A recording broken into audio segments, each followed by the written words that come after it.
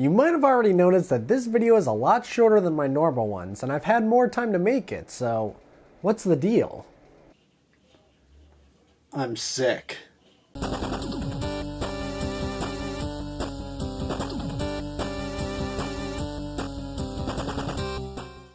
Hello everyone, it is Hunter from Gaming by Gamers, and welcome back to Web Series Season 2, Episode 4. If you're new to the show, I'm currently on a journey to play and review every single Batman game. On today's episode, we're going to be reviewing Batman, the animated series, and the adventures of Batman and Robin. And that's it, because I seriously am sick. Sorry about that. So, let's get on to the video. What do you get when you take one of the greatest animated TV shows of all time and combine it with one of the most innovative gaming devices of all time?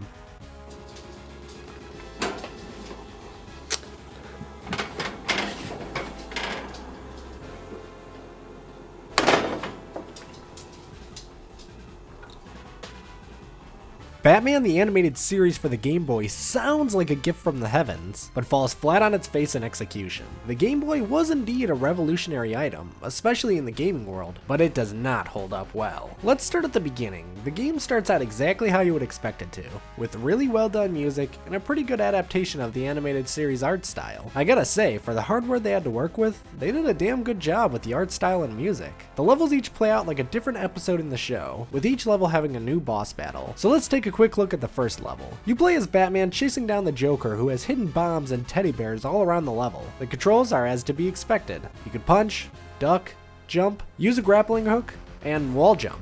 As we go further into the level, I notice that this is more of a platforming game rather than an action-adventure. Most of the game consists of a level you have to transverse through, and enemies are kind of just scattered around randomly. Because of that, it took me a while to find my way around the levels.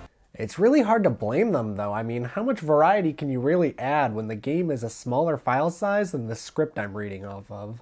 So after you find your way out of the level, you come face to face with Joker, and this is where the difficulty curve looks like a flipped version of my video retention. From here on out, the game is no bullshit difficult. Joker is almost impossible to even hit unless you have the power to see into the future. He randomly appears out of the fourth dimension, and if you don't hit him in a microsecond, he's gone. I don't like to be a certified bad boy, but I had to save and reload so I can know where he's gonna appear. I tried to do it the right way, but after so long of missing Joker by a nut hair, I had had enough. After you beat him, you get to play as Robin, which is the first time you get to do this in any of the games, and that's pretty cool. Well, it would be pretty cool if playing as the Boy Wonder wasn't the least cool thing in the world. You know when your mom shows you a Facebook meme and it doesn't even use the meme correctly?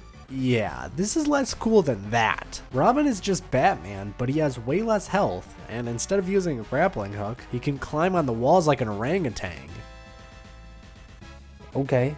So as I said earlier, the difficulty went up like crazy. So with even less health and these rhythmic pumpkins chasing after you the entire level, it's needless to say I wasn't a fan of Robin. After you beat the level, it goes into a cutscene where Batman is chasing after Mr. Freeze, and then Batman hits us with this one. Oh boy, we should have seen it coming.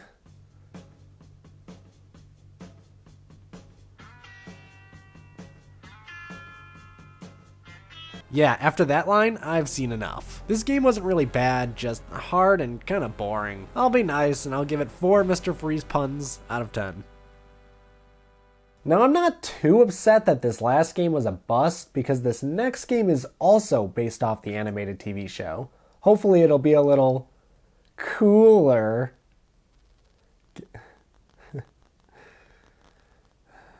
Don't even bother, I've already wrote kill yourself in the comments. Let's just get on to the review.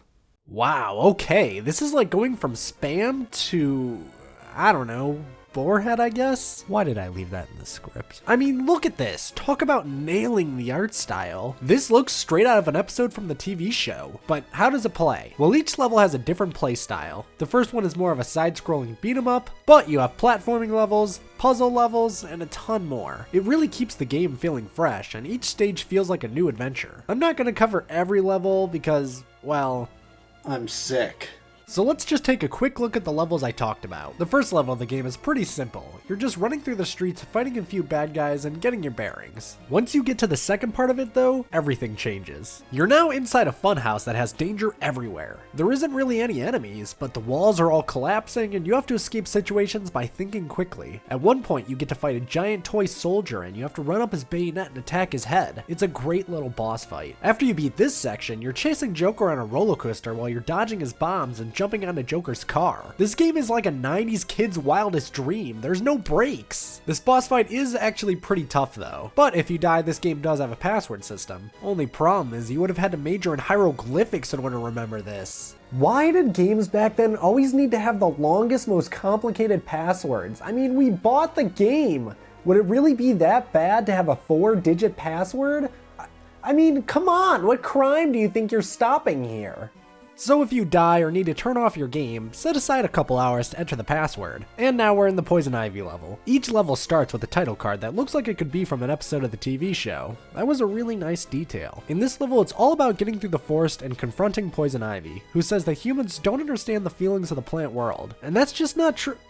Oh, yeah, you know what, she might be right. Her fight, along with the rest of the boss fights, are pretty simple once you understand the pattern, but they have enough variety to still be fun. Except for the fight against the penguin's bird. You're gonna need skill, strategy, and a whole lot of luck. 10 out of 10, this game is a masterpiece. And unfortunately, that's all the time I have for today. I'm sorry. I really do appreciate you guys sticking around and watching this video, even though it's late and I'm sick. And I kind of gave a speed review of both of those games, but I promise the next episode will be back to normal length and it'll be much better. Thank you again so much for watching, and have a great day.